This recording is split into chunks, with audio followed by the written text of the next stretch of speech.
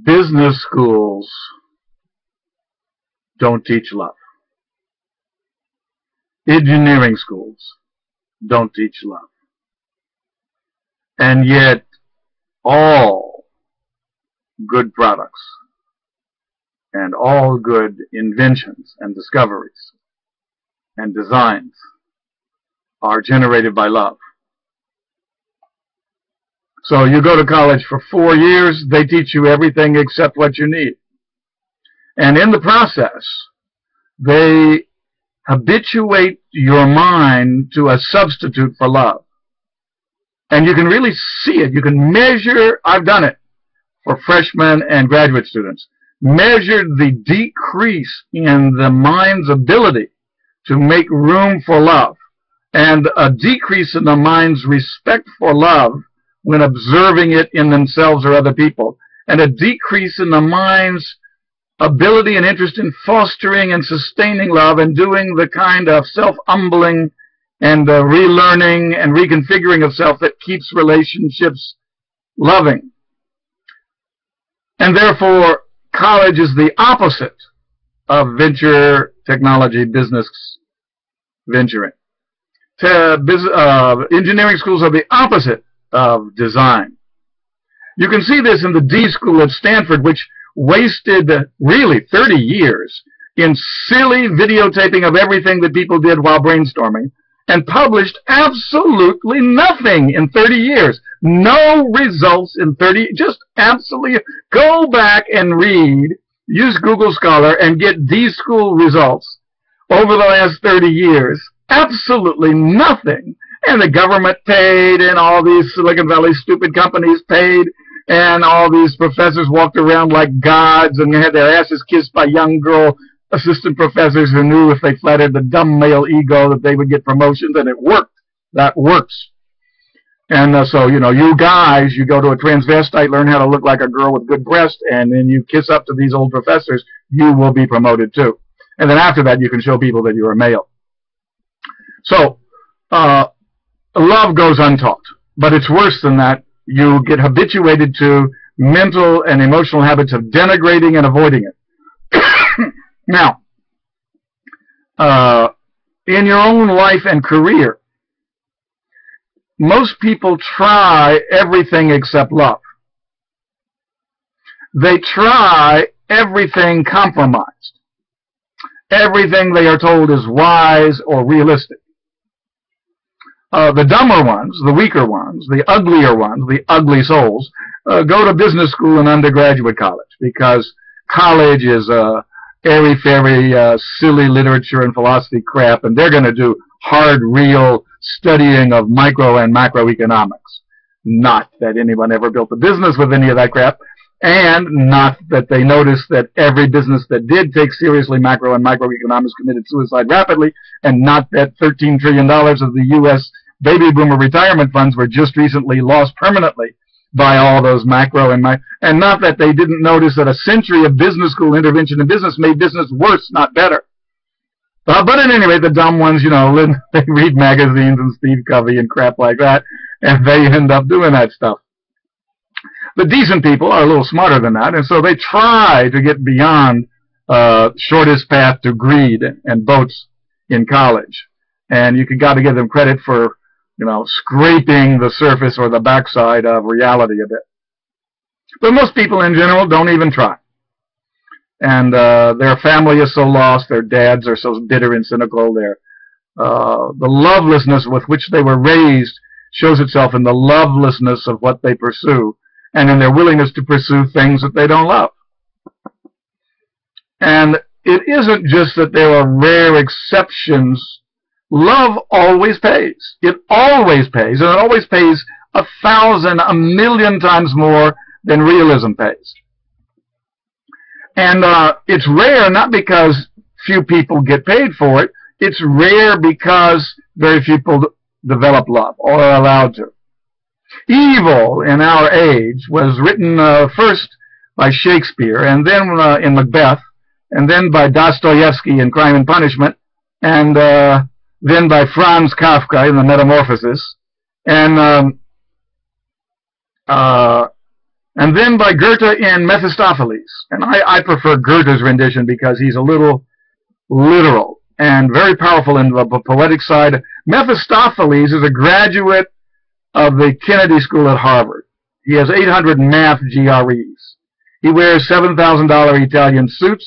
The women absolutely fall for him and love him. He goes to the right bars in Manhattan, sniffs cocaine in the bathroom with the other guys, gets naked with the girls all night long, and those pleasures tell him that he's on the right path, even if he ends up in a mental hospital once in a while and drug treatment programs for the half of the remaining 30 years of his life. And a couple of his children commit suicide along the way, but what the hell, children are just a risk, you never know. That's Mephistopheles. Mephistopheles is not a blue-collar worker in some iron town undergoing industrial change. He's a Harvard Kennedy School grad, a business school grad at Harvard on Wall Street, or a nuclear engineer from MIT also on Wall Street at Morgan Stanley or something like that, who decided that, you know, the shortest route to me being rich is what life is going to be about for me. After that, I'll develop values and love. After that, you know. So that's how we all start out, mostly because we grew up in bad families. And, you know, those of us who realize we grew up in bad families are lucky because where's the love? And at 20 or something, we're wondering about this whole life thing looks pretty bad. Why do these other people seem to like it? And so what am I missing? And where is it? And then you find some. You find some families that have love. You find some work, some people doing work that has love to it. And you realize, gee, this is there for everybody. Why is nobody doing it? And you're saved because you run into this. Most people don't run into it. This video is an attempt to help some people run into it. You have these women novelists. This woman who won the Booker Prize in England for 5 times or something and did this giant series of books on Henry VIII. And she's been working for 40 years without money, fame, notice, or respect. Rejected most of the time, reluctantly published with very little money and little publishing readers and so forth. And just as she says in her interview, and I really believe her, she says, I just work on the next 10 minutes, and I let the young men, because of their insecurity and their hormones, worry about their fame and their historical impact and why they don't have a boat filled with cocaine-sniffing prostitutes yet. But she doesn't work. She doesn't need a boat with cocaine-sniffing prostitutes because she's a woman, has different hormones.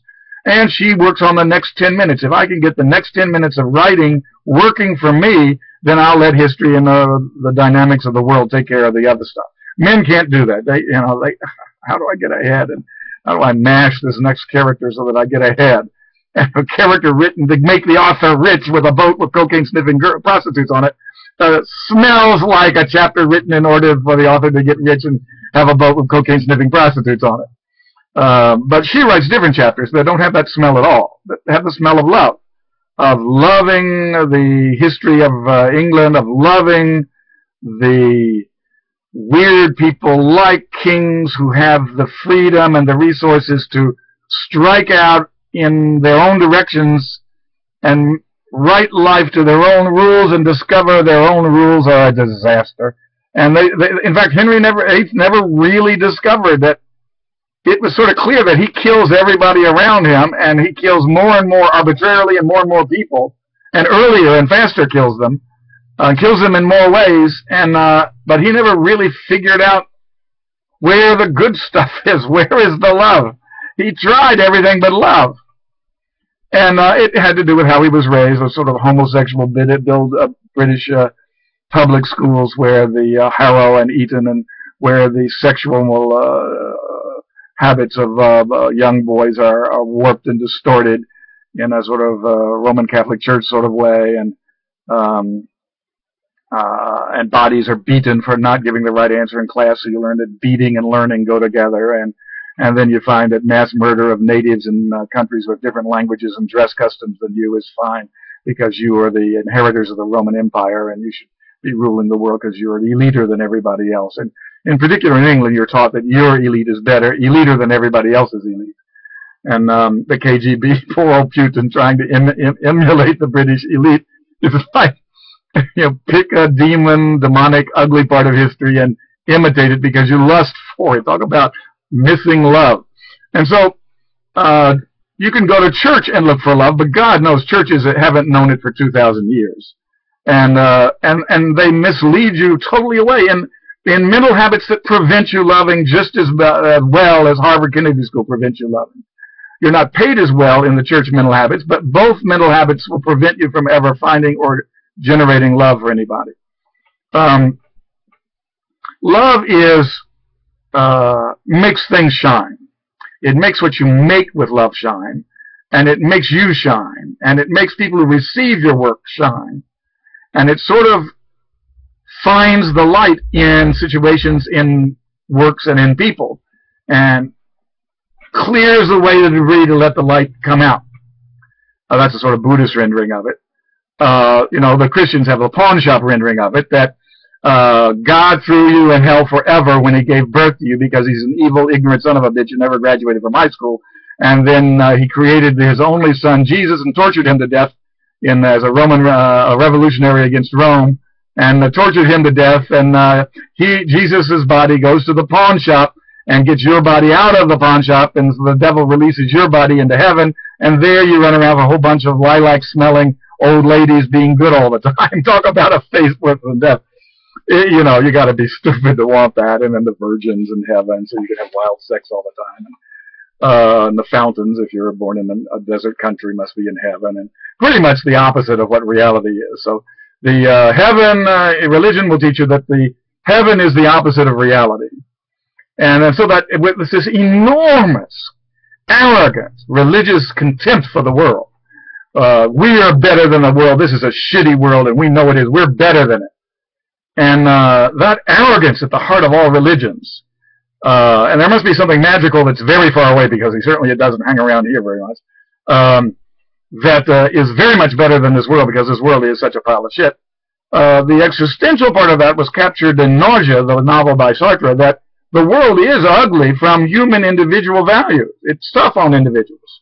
And there's an ugliness, but the religions apotheosized that ugliness and turned it into contempt for the world, arrogant contempt for the world. Jesus spitting on the world, God spitting on the world, both of them saying horrible things about the world. Buddhists didn't do that. The Buddhism has two versions. I'm talking about the higher version of Buddhism, not the temple local guy's version of Buddhism. The higher version of Buddhism just said the world is a distraction from that light. And you've got to clear the distraction away. It's not a good distraction or a bad distraction. It's just distracting. Suffering is distracting and pleasure is distracting, and they're the same thing. You only suffer because you seek pleasure, and you only seek pleasure because you suffer. And you can get rid of both by clearing away the junk and stop being distracted either way.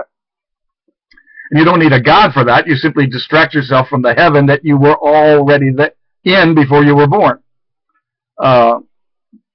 And love grows because it stops us from this anxiety we have of hating the world and trying to make the world better because we hate it. And love poises us between loving the world. It's so great. It enables us to do things that we don't deserve and that are more wonderful than we could ever have invented or imagined. In fact, it invented us, so it's smarter and more creative than we are. And it's terrible. There are countries you can be born that are probably the worst fate a human can have, being born in Pakistan or someplace like that, where people don't read books and torture each other with their own beliefs all the time.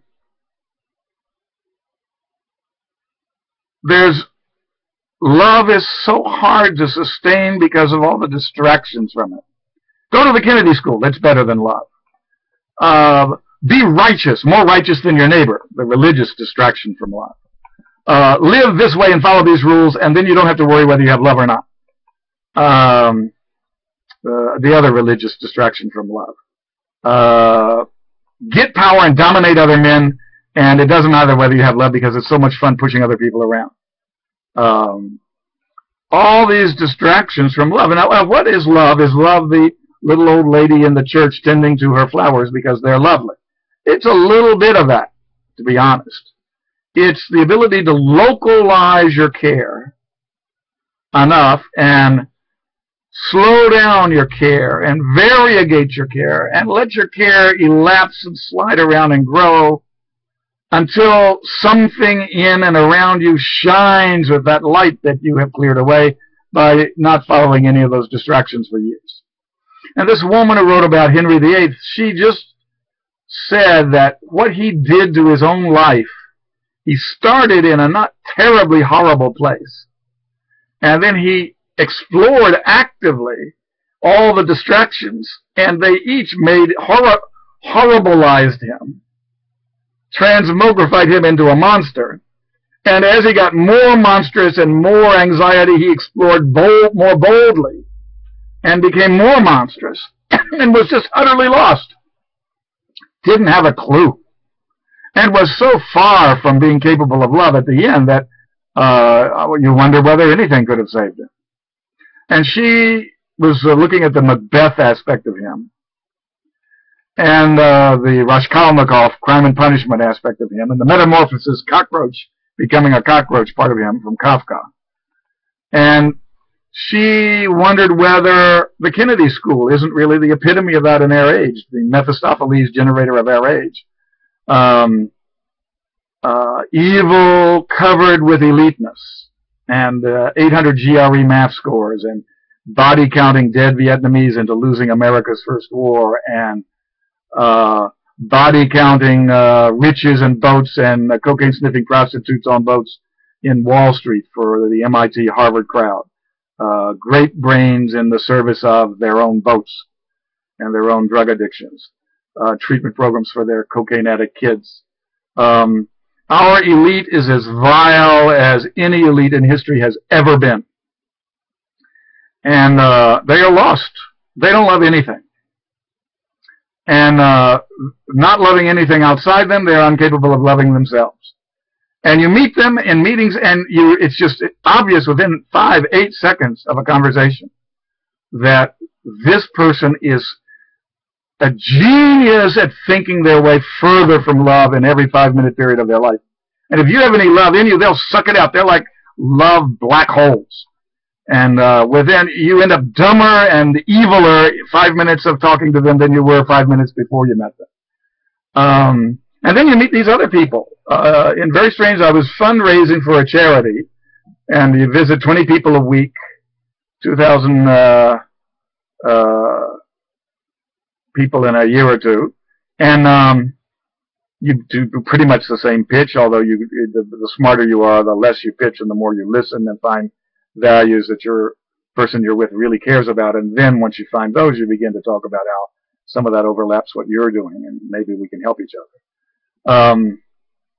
And here you're in this room, and this guy opened the door, Oyster Bay, Long Island, and there in his house was piles of toy train parts, so that he had to dig a hole to find a place for a cushion for me to sit on his sofa. You couldn't even see the sofa. It was a 2-meter tall pile of toy train parts covered the living room. And he dug a hole in that pile to find a sofa cushion for me to sit on, and then traipsed around piles in the dining room and piles in the kitchen, other piles upstairs in the unused bedrooms, etc. And he loved model trains, although he was an aircraft designer. But he loved model trains. And he had between 2 and 3 million model train parts in his house, and including about 11 of them, he said, that were each individually worth $500,000. So, and he knew where they were, which part of which pile they were in. But he said, you know, for the average thief, you would need 11 or 12 dump trucks to haul all the parts out of his house. I asked him about security, and he explained to me you would need to pull 11 dump trucks up to his house in Oyster Bay, and people in his neighborhood would notice if you had 11 trucks pulled up to your house being loaded with toy train parts. That would be pretty visible. And then you'd have to load them, and then he said it would take you 8 or 10 years there are only about 8 or 9 people in the world who could actually find these valuable parts and recognize them.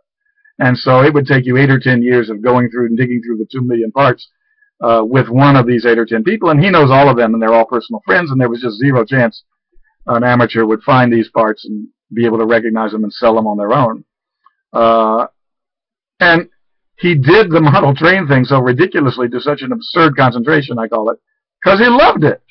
It never made money for him. It was a hassle. His wife thought he was crazy. He was about to give up on him half a dozen times, and she learned to accommodate. Women are wonderful. They learn to accommodate to 2-meter piles of model train parts in the dining and the living room.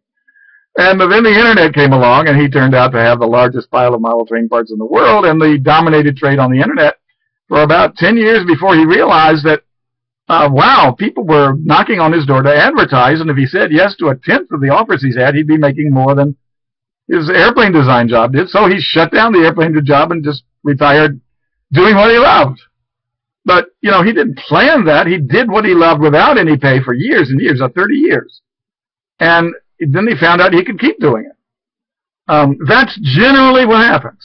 That's what happened with this lady who wrote the Henry VIII thing. She just loved that this guy who had the resources and the gall to test the limits of humanity in all kinds of directions, with all kinds of wives, with all kinds of ill effects, and get lost in human freedom and not saved by human freedom.